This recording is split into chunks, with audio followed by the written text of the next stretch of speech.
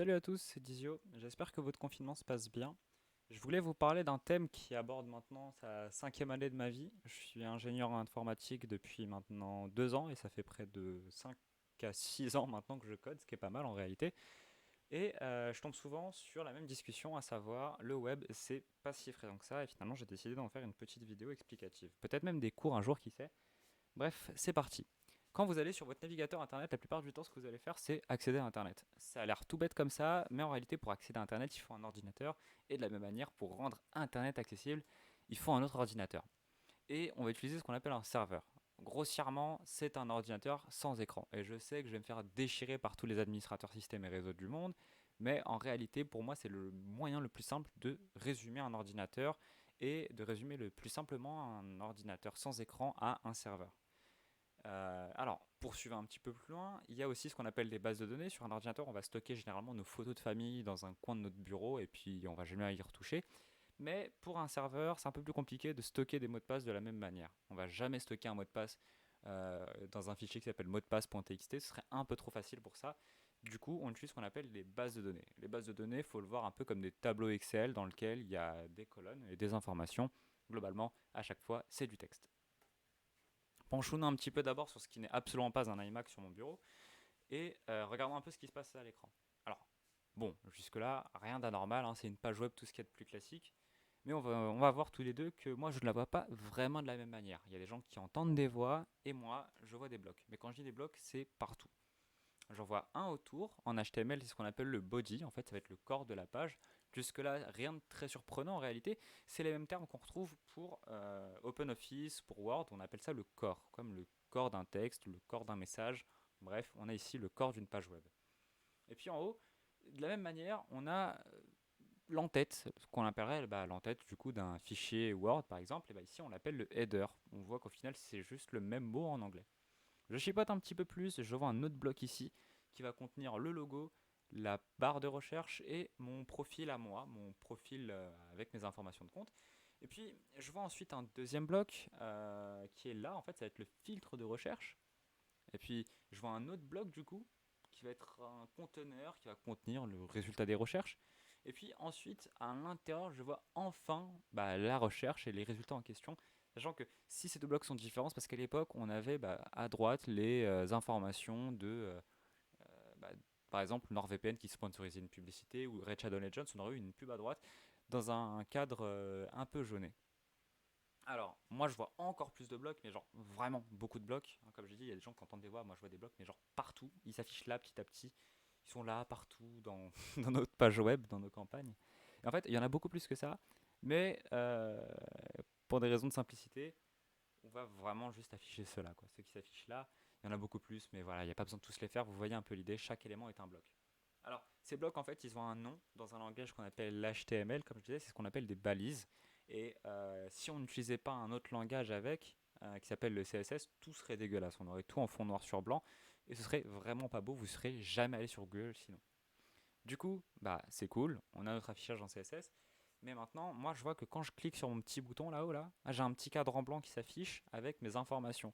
On appelle ça la partie comportementale de la page. Et c'est une partie qui est gérée par un langage de programmation qui s'appelle JavaScript. Voilà. Là, globalement, on a les trois langages qui font la partie du web qu'on connaît aujourd'hui et qu'on utilise tous les jours. On va un petit peu rentrer dans le détail avec un peu plus d'explications parce qu'à la volée, sinon, on va tout oublier. Alors, l'HTML, qu'est-ce que c'est? Il fait partie de la famille HTML CSS, du coup on les voit très souvent tous les deux parce qu'au final un site n'est rien avec l'un et rien sans l'autre surtout. Donc on a un langage de balisage pour l'HTML. On ouvre une balise avec des chevrons. Ce qu'on appelle les chevrons, c'est ces petits pics inférieurs à et supérieurs à, ouvrantes et du coup fermantes. Alors il faut vraiment voir une page web comme des blocs, hein, comme des boîtes avec un couvercle, avec du coup la boîte en elle-même et le couvercle pour mettre des choses à l'intérieur et puis ensuite les refermer quand on a fini. Globalement, une balise, ça peut contenir tout et n'importe quoi, hein. Quand on retourne sur la page Google, un blog, ça peut être une image, ça peut être un filtre de recherche, ça peut être une barre de recherche, ça peut être une image, une vidéo, un son, un bouton, même une autre page web, même d'autres boîtes, soyons fous. Et puis, pour rendre ces boîtes un peu différentes chacune des autres, et ben en fait, on va utiliser du CSS donc pour leur donner des aspects différents, bleu, arrondi, tordu, retourné. le texte de droite à gauche par exemple, ou de gauche à droite, etc. etc. Et puis pour ajouter du comportement, pour ajouter des événements au clic, on va utiliser du JavaScript. Mais penchons d'abord sur le CSS. Le CSS c'est un langage de style. En réalité, on va vraiment l'utiliser que pour l'esthétique. Et un peu plus, on va pouvoir faire un peu d'animation avec, mais c'est plutôt rigolo, vous allez voir.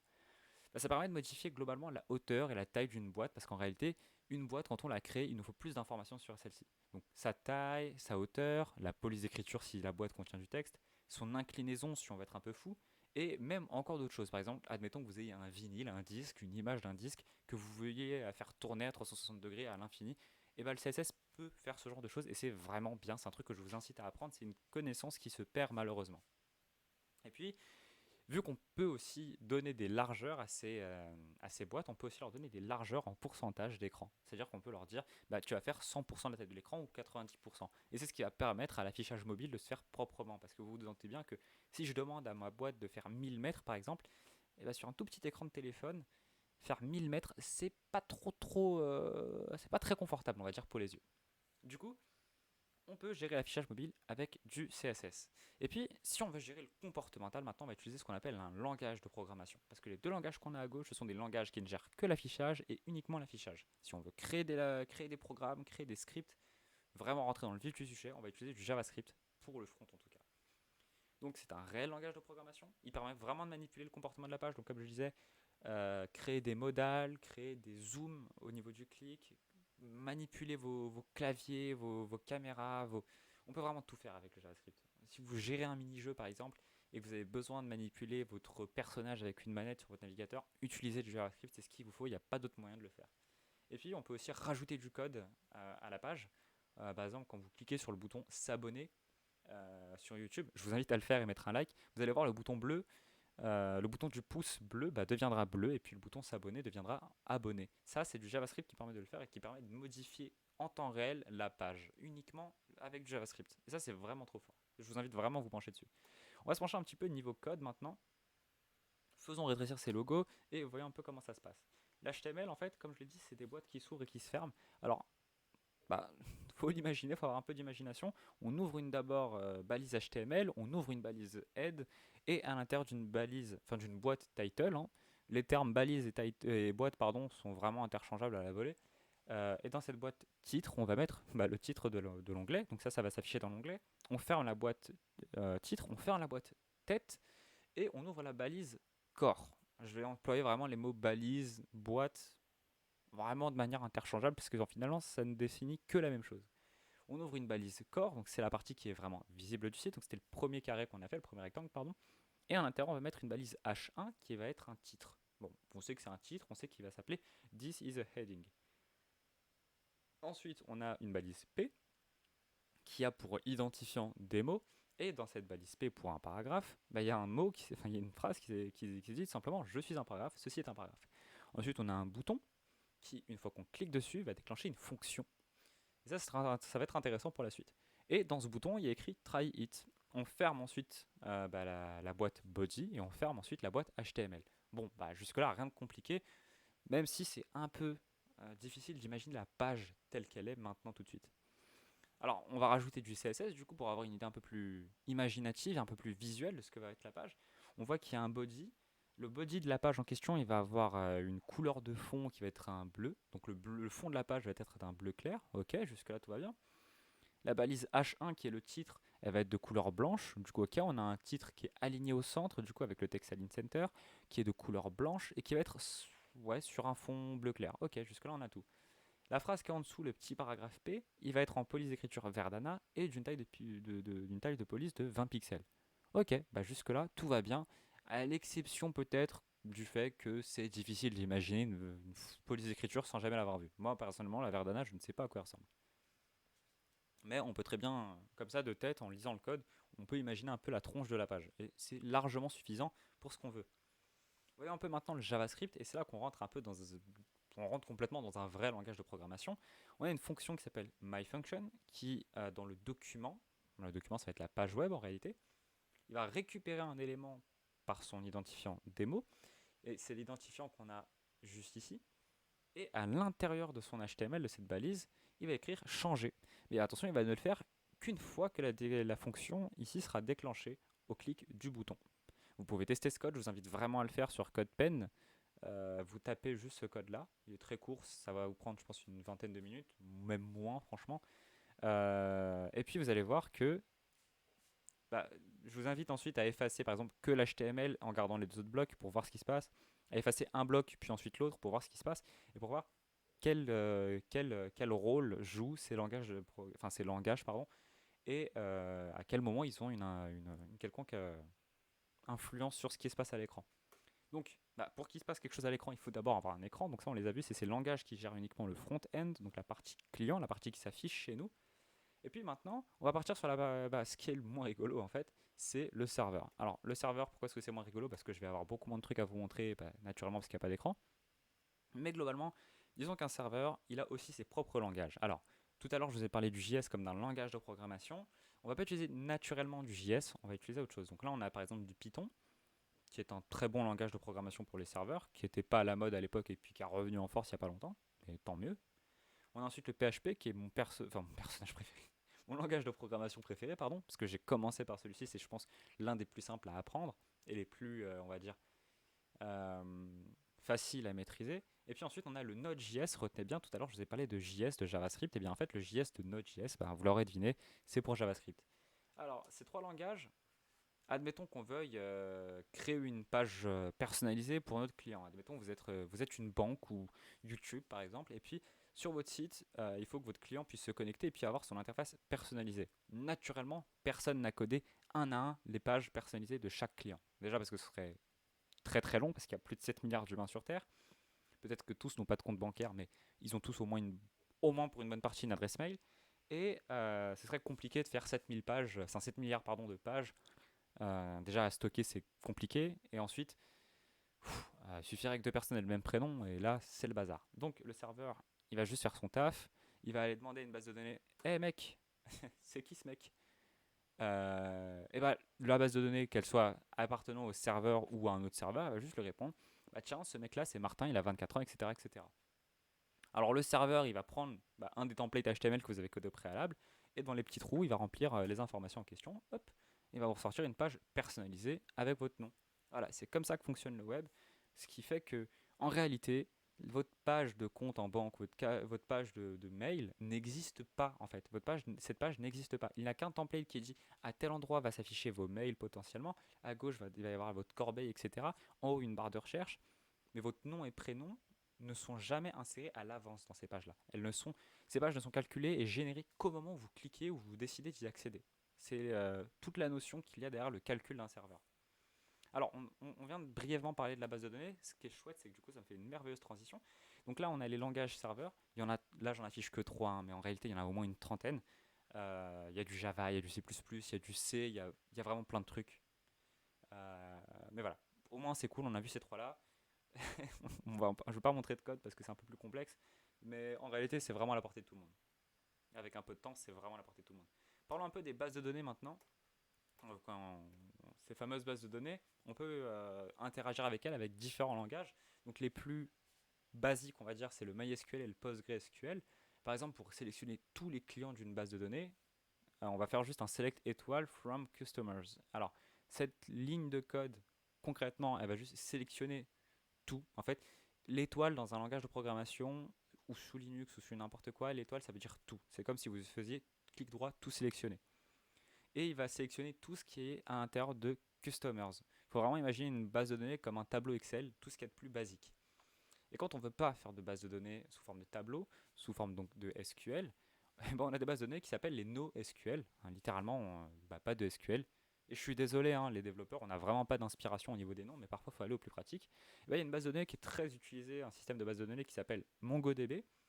Et par exemple, pour sélectionner tous les plats d'une cuisine, enfin pour sélectionner précisément un plat d'une cuisine, on va aller dans DB qui veut dire database, donc base de données en anglais, point restaurant. Donc dans cette base de données, on va chercher dans les restaurants et tu vas me trouver l'élément pour cuisine qui s'appelle fish and chips. Donc voilà, si vous voulez commander, je sais pas moi, du poisson et des frites, il faudra taper cette commande-là. Alors, c'est très basique, c'est très bateau, mais en réalité, ces deux lignes-là ne sont pas si différentes que ça, dans le sens où on va récupérer un résultat via une phrase qu'on peut très bien lire en français. Et 95% de la programmation peut se lire en français ou en anglais si on lit la phrase. Donc c'est cool, on a vu ces trois langages euh, de système de gestion de base de données. Le MySQL et le PostgreSQL sont juste des selects et pour MongoDB, ça va être des DB points, le nom de la table, enfin l'élément que vous voulez récupérer, etc. etc. Et c'est tout. Normalement, en fait, on a fait le tour de tout ce qu'il y a à savoir sur comment fonctionne le web de manière générale. Ce qui est bien, c'est qu'en fait, on arrive à une conclusion et on arrive à la meilleure partie. En fait, pour moi, c'est la conclusion en roue libre. Là, c'est du texte qui n'est pas écrit, qui n'est pas existant. Mais je m'adresse particulièrement aux débutants. C'est des personnes qui, parfois, vous êtes au lycée, vous êtes parfois au collège, ou parfois vous êtes en reconversion professionnelle. Donc, vous n'êtes pas forcément habitué au début à la programmation et on se dit, ok, j'ai plein de préjugés sur la programmation. Pour faire juste de l'informatique, il faut être bon en maths. C'est pas du tout, en fait.